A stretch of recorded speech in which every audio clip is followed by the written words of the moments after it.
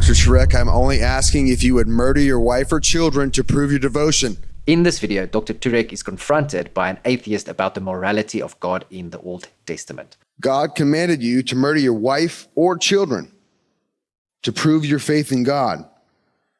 Is your current devotion not enough to prove your faith?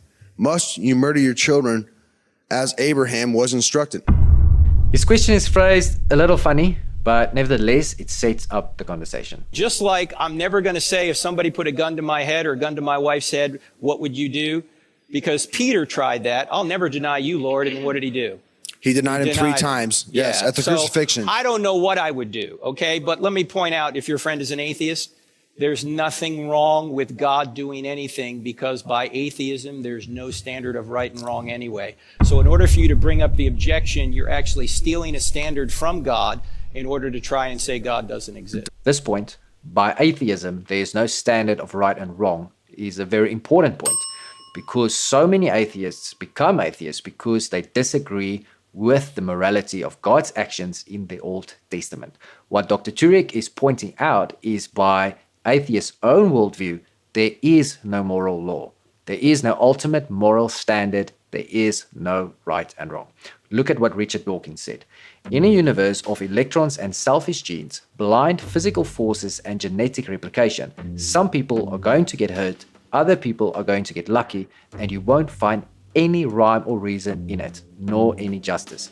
The universe that we observe has precisely the properties we should expect if there is, at bottom, no design, no purpose, no evil, no good, nothing but pitiless indifference. This is the words of Richard Dawkins, a renowned atheist. Taking all of this into consideration, for Cody to have this deep emotional reaction and standard of right and wrong that he's holding God to, is actually revealing, in my opinion, that on some level he wants to believe in a higher power that should be the ultimate standard of good and holiness.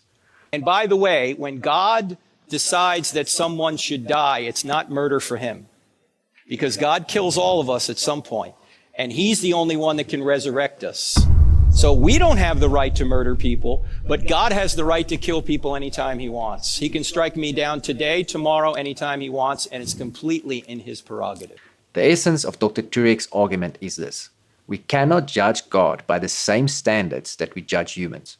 God is the giver of life, and at the end of the day, I believe it comes down to our own pride, because we're trying to bring God down to our level and judge him by human standards. We can clearly see how Dr. Turek demonstrates his own humility by acknowledging that God can take his life at any time he wants, and he's okay with that. The great thing, however, is that God loves us and he wants to bless us with a long and happy life. But even if he does take a life, it's 100% within his right and authority to do so. God has the right to slaughter the Amalekites down to the last man, woman, and child. God has the right to take us out anytime we want, because if Christianity is true, men don't really die, we just change location. Here is where it gets really interesting, because if you want to find fault with the God of the Bible, you have to take into account the complete biblical landscape, and only then can you challenge and criticize it. The part of the biblical landscape that critics like to ignore is life after death. So if God destroyed the Amalekites, he didn't kill them, he only changed their location from the temporary realm to the eternal realm. Therefore, we cannot argue that God ended the life of anyone in the Old Testament. We can only argue that God brought people into eternity at his will. This is the correct argument to make, but critics are often blinded by half-truths and pain caused by religion. I see this so often. People who get hurt by religion pin it on God, but religion has always been practiced by people, and people are flawed. It is stunning to me that massacre and genocide gets applaud in this building. I am an atheist and I oppose genocide in every every way. But that's just your personal opinion, because there's no standard beyond you which says it's wrong.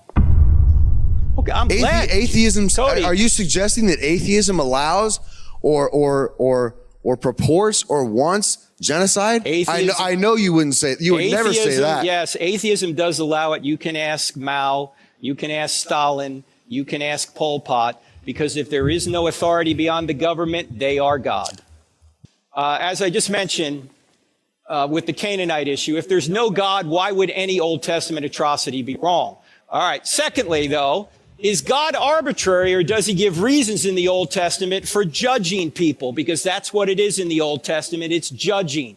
God is not a cosmic mafia boss. He doesn't wake up one day and say, Canaanites, I want them dead. No, there's a reason that he has decided to push the Canaanites out of the land. And it's because they've had 400 years of iniquity, including murdering their children, sacrificing their children on the molten hot metal god Molech. Why complain that God doesn't stop evil, but then complain when he does? In other words, sometimes atheists will say, why didn't God stop such and such a tragedy? Yet here, God sees that this culture is so degraded that he finally says, these people must be stopped. And he sends the Israelites in to stop them. And now atheists are complaining about it. And the question I always ask people, is God committing murder by ending lives on earth? And the answer is no. God doesn't murder anyone. He can't murder anyone. He is the creator of life. He can resurrect it. Only people who are other creations can commit murder. When God ends somebody's life, it's not murder. And as I mentioned a minute ago, God has the right to usher people into the next life whenever he wants. Whether we're 82 or 2 years old, that's up to him. People never die, they just change location. And we also need to remember that the Old Testament theocracy was unique and temporary. It was not the ideal for all time, but the means to a promised new covenant. I think Dr. Turek gives excellent reasons and explanations here, and I'm probably going to open a can of worms, but I want to add one more thing to Dr. Turek's list. If we're talking about God and God's destruction of an entire civilization, we have to talk about the afterlife as well. And if we're talking about the afterlife, we have to talk about heaven and hell and atonement for the deeds you did on earth, good and evil. It's all part of the biblical landscape. We can't leave it out, especially in the Old Testament. If we take all of these things into consideration, if God then was ushering evil people with evil hearts and evil intentions into the afterlife before they were able to rack up an entire lifetime of evil deeds, which they would need to atone for in the afterlife, can it be said that God was displaying mercy in his judgment when destroying these empires? Is there a point to be made about God's mercy in all of this? Can we draw a parallel between a parent who sees their child about to walk straight into a burning fire and then picks them up and stops them in their tracks before they're able to rack up irreversible consequences on themselves?